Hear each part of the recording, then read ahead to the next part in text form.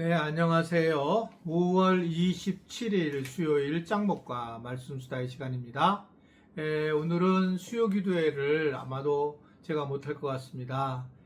우리 김태현 A 전도사님의 아내가 안 전도사님이신데, 안소영 전도사님이신데, 사역하고 있는 대전 도안교회, 거기 목사님이 이제 이단에 대한 연구를 하고 계시는데, 제가 그 교회에 가서 이제 말씀을 전하게 되었습니다.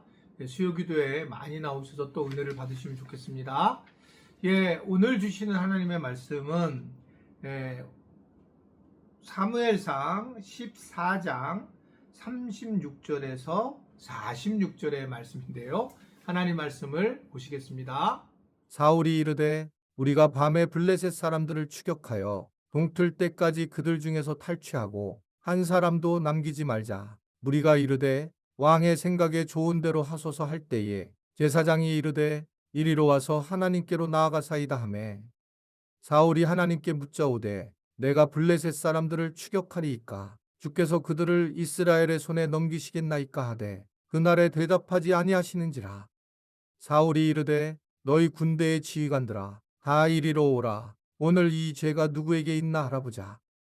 이스라엘을 구원하신 여호와께서 살아계심을 두고 맹세하노니 내 아들 요나단에게 있다 할지라도 반드시 죽으리라 하되 모든 백성 중 한 사람도 대답하지 아니하매 이에 그가 온 이스라엘에게 이르되 너희는 저쪽에 있으라. 나와 내 아들 요나단은 이쪽에 있으리라. 백성이 사울에게 말하되 왕의 생각에 좋은 대로 하소서 하니라. 이에 사울이 이스라엘의 하나님 여호와께 아뢰되 원하건대 실상을 보이소서 하였더니 요나단과 사울이 뽑히고 백성은 면한지라. 사울이 이르되 나와 내 아들 요나단 사이에 뽑으라 하였더니 요나단이 뽑히니라. 사울이 요나단에게 이르되 내가 행한 것을 내게 말하라. 요나단이 말하여 이르되 내가 다만 내 손에 가진 지팡이 끝으로 꿀을 조금 맛보았을 뿐이오나 내가 죽을 수밖에 없나이다. 사울이 이르되 요나단아 내가 반드시 죽으리라. 그렇지 않으면 하나님이 내게 벌을 내리시고 또 내리시기를 원하노라 하니 백성이 사울에게 말하되 이스라엘의 큰 구원을 이룬 요나단이 죽겠나이까. 결단코 그렇지 아니하니이다. 여호와의 살아계심을 두고 맹세하옵나니 그의 머리털 하나도 땅에 떨어지지 아니할 것은 그가 오늘 하나님과 동역하였음이니이다 하여 백성이 요나단을 구원하여 죽지 않게 하니라. 사울이 블레셋 사람들 추격하기를 그치고 올라가매 블레셋 사람들이 자기 곳으로 돌아가니라.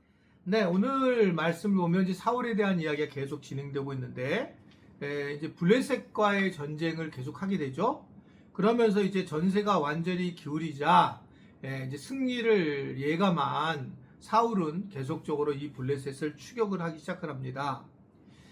그런데 이제 항상 전쟁을 하게 될 때에 하나님께 이제 예배를 드리고 하나님의 뜻을 물어보잖아요. 그런데 이제 이번에 제사장 아이야는 다시 한번 하나님 앞에 좀 묻는 게 어떤가라고 그렇게 얘기를 했지만 이 하나님은 사울의 물음에 응답하지 않게 됩니다. 그래서 사울은 이제 누구에게 죄가 있는지를 알아보고 싶어서 지휘관들을 이제 소집을 하고 또 자신의 아들 요나단이 결국 이라고 할지라도 죄값을 묻겠다라고 하면서 이제 심각한 문제를 이야기를 하게 됩니다. 사실은 이제 문제가 자기 자신에게 있음에도 불구하고 다른 곳에서 찾으려고 하는 그런 모습들을 보이게 있다라는 것을 볼 수가 있습니다. 자신의 어떤 하나님에 대한 법칙을 지키지 못했고 또 하나님에 대한 불신앙과 믿지 못함으로 인하여 계속 어려움을 겪었지만 그는 문제가 생길 때에 자기 자신을 보지 않고 결국 다른 것을 보게 되다라는 겁니다. 여러분, 우리가 어떤 문제가 생기게 되면 우리는 항상 누구 탓을 하려고 하는 모습이 있어요.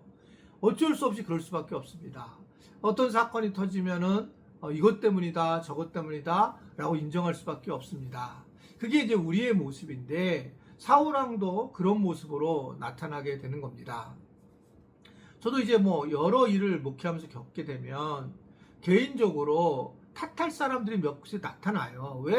왜 그런가? 왜 이렇게 좀 해주시지 않았는가? 이런 얘기가 이제 나오게 되고, 그때 이제 그런 생각을 가지게 되면, 결국은 내 자신이 더 고통스러워하는 것을 알기 시작을 했습니다. 그래서 이제 룰을 하나 정한 것은 이미 사건이 터지게 되면 이제 그것은 해결을 해야 되는데 그 해결할 수 있는 것은 누굴 탓해서 해결되는 게 아니라 나 자신에 대해서 내가 이것을 했다라고 하는 생각을 가져야 한다. 그러니까 왜냐하면 이 문제를 해결하려면 내가 내 문제야 라고 하면 내가 해결할 수 있지만 이 문제가 저 사람의 문제야. 저 사람이 나한테 이렇게 했기 때문이야. 그러면 그 사람한테 화가 나고 그 사람한테 얘기를 하고 그러면서 해결책이 안 되는 경우를 너무 많이 볼 수가 있기 때문에 그렇습니다. 그리고 내 자신이 결정을 되면 결국 나 자신이 잘못했다고 생각하면 이것은 나에 대한 학대라기보다 하나님과의 관계를 우리가 어떻게 내가 했는지를 생각해 보면 훨씬 이제 도움을 받게 돼요. 살면서 누구든지 어려움을 당연히 당할 수밖에 없는데 그 당할 때마다 우리가 누구를 탓하고 무슨 환경을 탓하게 되면 아무것도 할 수가 없죠. 결국은 우리가 나 자신이 이것을 해결하고 나 자신이 넘어가야 된다라고 하는 것이 굉장히 중요한 그런 이야기라는 겁니다. 우리는 자꾸 하나님을 믿게 되면서 하나님과 나를 분리시키게 되고 그러면서 하나님을 믿는 믿음으로만 뭐 하려고 하는 것을 보지만 그렇지 않다라는 거죠. 그러니까 그런 말씀을 계속 드렸잖아요. 내가 이 땅에서 하나님의 나라를 사는 사람만이 하나님의 나라를 갈 수 있는 거지. 이 땅에서 삶을 내가 정말 막 살고 마치 뭔가 구원의 딱지를 얻은 것처럼 그렇게 꿀꺽하고 천국에 가는 그런 어떤 이원론적인 그런 모습들이 천국의 삶인가? 그렇지 않아요. 그러니까 예수님 시대 때에는 헬라 문학이라는 게 있었는데 헬라 사상은 어떤 거였냐면 가장 중요한 것이 어떻든 간에 그 이데아의 세계가 있고 결국 그 이데아의 세계에서 두 가지 세계가 있어요. 이 세계와 다른 세계 또는 영과 육. 그래서 비교가 돼서 다른 것들을 조금 더 설명을 잘 하려고 하는 거죠. 영적인 것들을 이해를 시키려면 육신적인 것들을 이야기하는 거예요. 그러니까 사도 바울이 영혼과 육신을 계속 나눴던 이유는 영혼에 대한 소개를 하기 위해서 육신의 것들을 벗어나야 된다라고 하는 것이 주로 얘기한 것은 영적인 것들에 대한 것들의 이야기거든요. 그러니까 우리가 이제 이런 것들을 다 알게 되면 이 모든 것이 합해서 우리가 결정을 해야 된다라고 하는 거지 마치 이제 이것이 육신은 나쁘고 영적인 것은 좋은 거다 이렇게 정리를 하게 되면서 굉장히 위험해지는 그런 상황을 가지고 있는 겁니다. 믿음이 좋은 사람들이 특징이 믿음에 대한 이야기를 하면서 사실은 삶에는 변화가 없는 거잖아요. 그러다 보니까 그 사람 믿음 좋은 방식을 다른 방식으로 자꾸 드러내고 선보인다는 거죠. 그래서 제가 그런 말씀 많이 들었잖아요. 무슨 세상에 어디 그 방언이 유창하다 하는 말이 어디 있냐는 거예요. 그 방언을 하는 사람들이 자기들끼리도 또 유창하다는 말을 만들어서 내가 얼마나 잘하는가 자기를 드러내는 거죠. 하나님의 나라와 하나님의 영광을 드러내는 것이 아니라 자기를 드러내는 겁니다. 말씀드린 것지만 방언은 되게 중요한 신앙에서 경험해야 될 신비한 은혜예요. 성령이 주신 은혜예요. 경험하면 할수록 좋죠. 그런데 그게 마치 내가 훈장을 얻으듯 그것을 원한다면 그것은 굉장히 잘못된 저는 신앙이라고 생각을 하게 됩니다. 그러다 보니 우리가 이 땅에서 무엇보다 하나님의 나라를 살아가려면 내가 하나님의 관계를 잘하느냐가 제일 중요합니다. 우리는 쉽게 어느 모임에서 그 사람들 욕을 하고 그 사람들이 문제라고 얘기를 하고 있지만 사실은 그 사람들도 나가 문제고 나에 대해서 그런 생각을 하게 되는 거예요. 그렇기 때문에 내 자신도 늘상 그런 위험에 빠져 있다는 걸 생각하고 살아가는 것이 굉장히 중요하다.